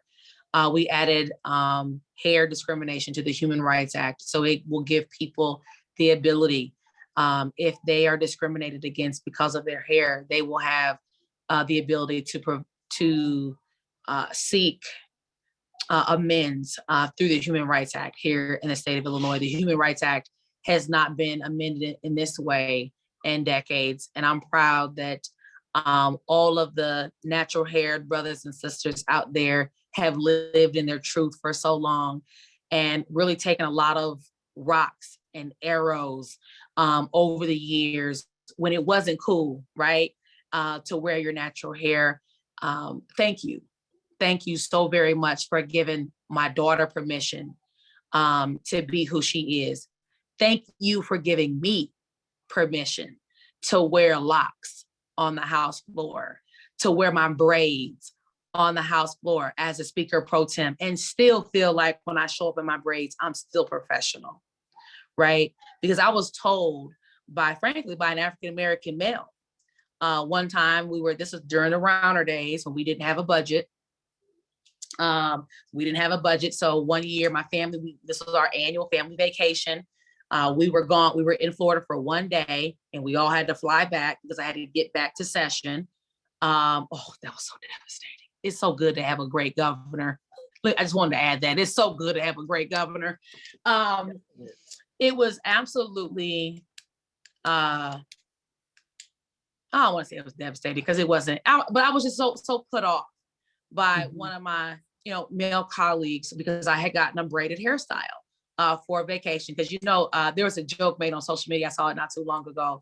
It was a joke about, when you go on vacation and you see the melanated sisters on the airplane, we're going on vacation because we all got the braids. And so I had my protective hairstyle so that I could enjoy myself on vacation and not become a slave to the hair. And this was my brother, and here's the thing, he didn't call himself trying to hurt my feelings, but he was like, "You coming up in here with that old ethnic hairstyle." His intention was not to hurt my feelings, and my feelings weren't hurt because I felt like I was cute, okay? So my feelings weren't hurt, but I did feel like that was too far. That was too far. Why is it that when we try to protect our hair, when we try to do the things that everyone else has the ability to do, that somehow it can be perceived as unprofessional? And I'm just so proud that the little girls and little boys and the big girls and the big boys can, hopefully, if they don't feel that way, can begin to feel that whatever you have to do, whatever you choose to do, for whatever reason you choose, the way that you show up is more than sufficient. And so with that, I will culminate my little talk this morning. I appreciate, as I said before, I appreciate being in this space with you. I appreciate your time. I appreciate the ability to talk about how racial traumas that we experience personally and collectively have the ability to show up in public policy making. Frankly, I think that that's the way that public policy should always be.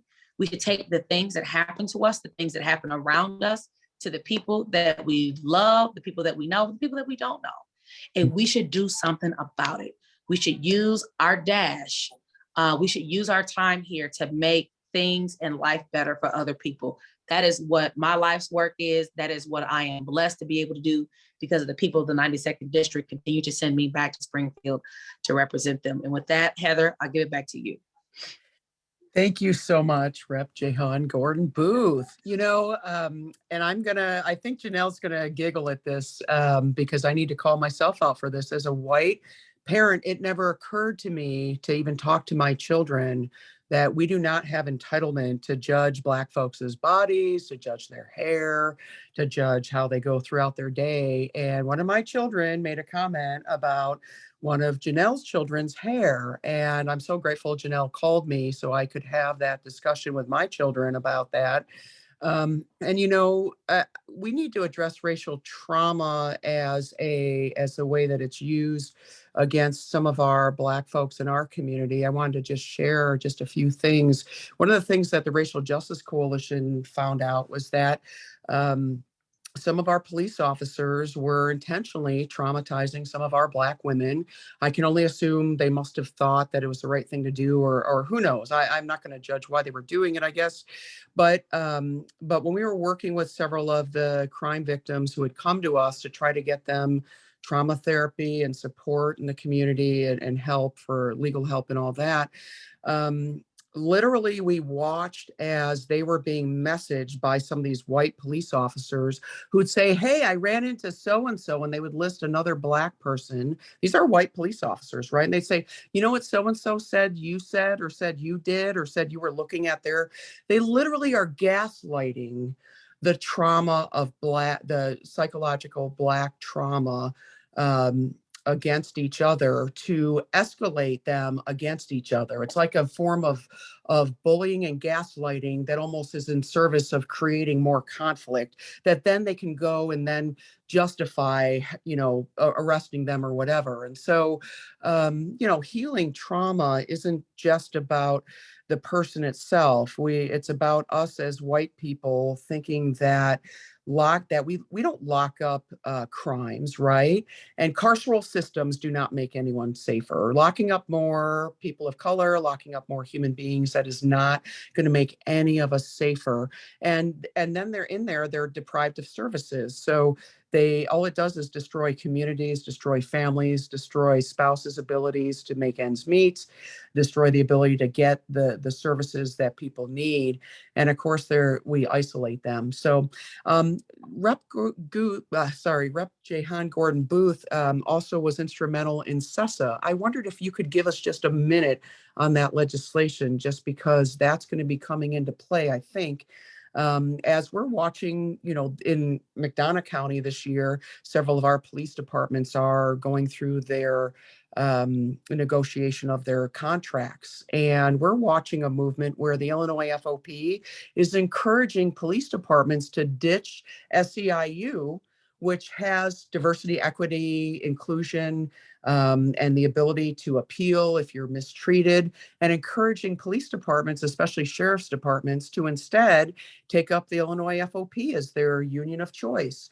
And yet, I'll let you know, the Illinois FOP has been very problematic in targeting our people who try to even make people aware when our police officers have behaved in a way that is not okay. So did you have any asks of us for CESA or anything that you think we ought to be aware of to be working towards in our community? Or if anybody else would like to jump on about CESA. So I actually, I co-sponsored CESA. CESA was actually sponsored by Representative, my good girlfriend, Kelly Cassidy, as well as Senator Robert Peters. That was their policy. What I did this year was a bill that was complementary to CESA, which is the Co-Responder Victims Protection Act. And so the co-responder model would put mental health professionals in the car with police departments.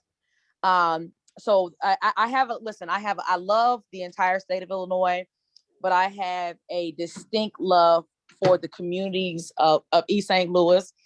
Anytime I am working on a project and I'm identifying a path to do something and we can't quite do it statewide, I always pull in East St. Louis. It's a community that I've been very familiar with all my life.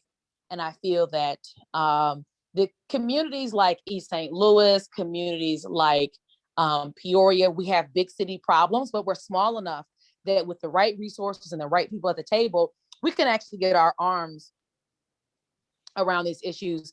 And so when I passed the Co-Responder Act, I reached out to Representative Greenwood. I reached out to Representative Representative May. Oh, God, okay, can't believe I forgot her name.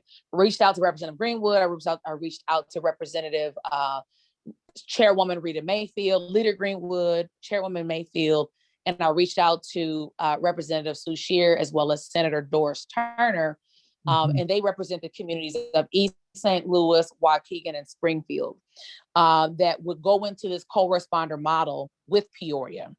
So we would be putting mental health professionals for all shifts in the cars with police officers. So when there is when police go on call, they have a behavioral health professional in the car with them with the intent and objective of making sure that, hoping that we are able to de-escalate certain situations that police encounter.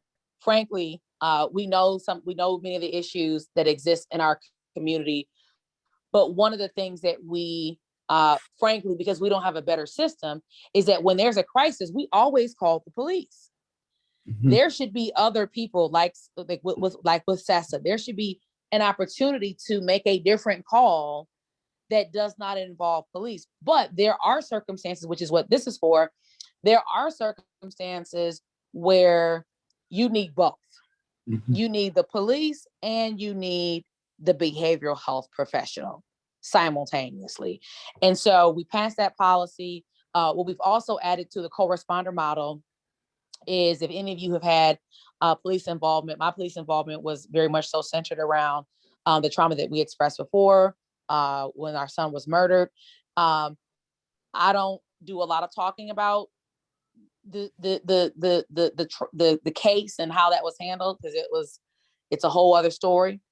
But one of the things that is a really important policy piece with the co-responder model is that it doesn't just put the behavioral health professional in the police car with in the car with the officer responding to situations and scenarios. But what it also does is it provides for social workers to be embedded within the police department that have a different lens, right? They're not trained as an officer, they're trained as a social, as a social worker, that are embedded in the police department, so that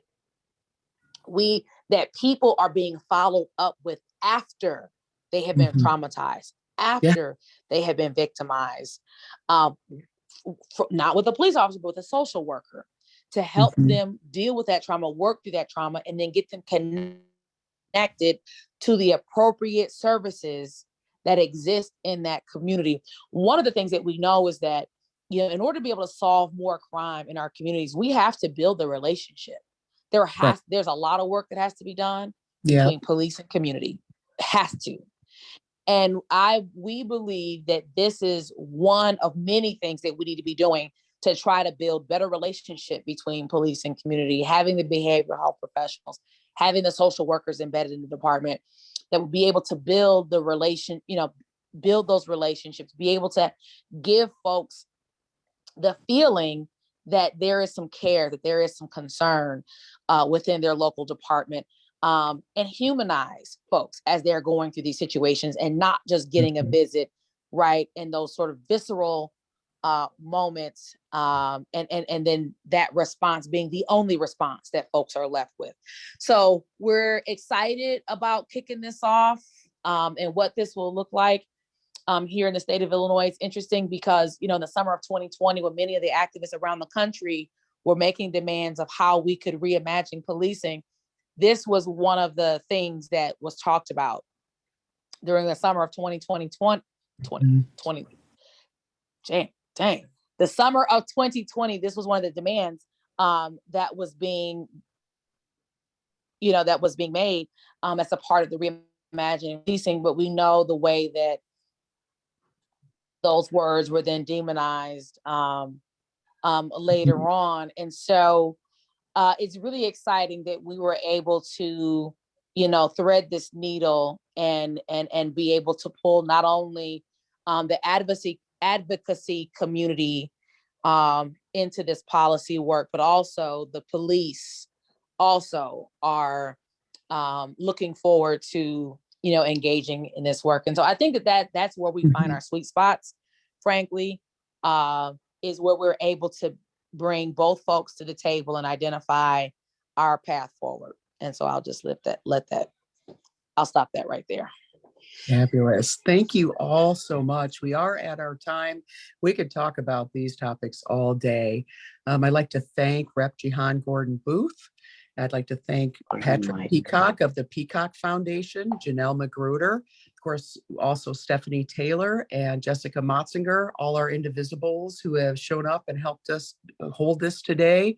And I'm going to give you a couple asks coming out of here. One of them is, please look up your local crime survivors vigil today. Help elevate that, help spread the word about that. If you are a white person who wishes to take on doing more work, please work on teaching the people around you that you're not going to be one of those people that they get to make a casually racist comment without you calling it out. And I'll just say, if you're one of those white people and the racists in your community think you're swell, you're not working hard enough at allyship. And it really is going to take all of us talking about this together. We can't heal our communities in polarized, gentrified spaces. Trauma healing is on all of us. It is on all of us, especially those of us with white privilege, to challenge our fellow white people, to give grace, to work on ourselves, to stop policing Black folks' lives and bodies, and to stop inviting in Black folks to share their trauma and then turning right around and saying it's sad, but not doing anything with that. It's time for action, and we are needed. And marginalized community members cannot fix oppressive systems. People who are oppressed do not have the power to challenge the oppressors in that space and be heard. So again, I'm Heather McMeekan with the Racial Justice Coalition, and I thank you all for being here today. Our work continues, and we have a very busy summer ahead of us, lots of legislation to start pushing and making people aware of. We will drop links, follow our page. You can connect with our people. If anybody would like a connection to finding services in your community, don't hesitate to reach out to us. We are especially concerned that we have so many good people who are so isolated trying to do this work, that we would like to help elevate your work. We would like to help connect you all together. We know that your stories of what's happening in your community truly are what's going to transform our democracy, well, our fledgling democracy, right? Let's make sure we eventually have a democracy that welcomes everybody. Thank you all for being here today. We hope to bring more events like this. Let's get the discussion on racial trauma going, and trauma in general, because we know that using a trauma lens to talk about the way that human beings intersect with our government and systems of services and education and healthcare are deeply reliant upon people being able to have a neutral framing that is not an anti-Black bias, is not a pro-white bias, but actually meets people right where they are so that we can connect with each other as human beings and actually live the lives that we were all created to live. Thank you all for being here, and we wish you a good weekend. And to all of our fellow trauma survivors, we are with you this weekend as you go to those vigils. We know that there will be triggering. We encourage you to take self-care, to reach out. Trauma does not heal in isolation. It does not heal without witness. It does not heal without validation. And we who hold white privilege have a tremendous amount of ability to provide those things in every space we're in, and let us be those people who do so. Thank you. Have a good weekend.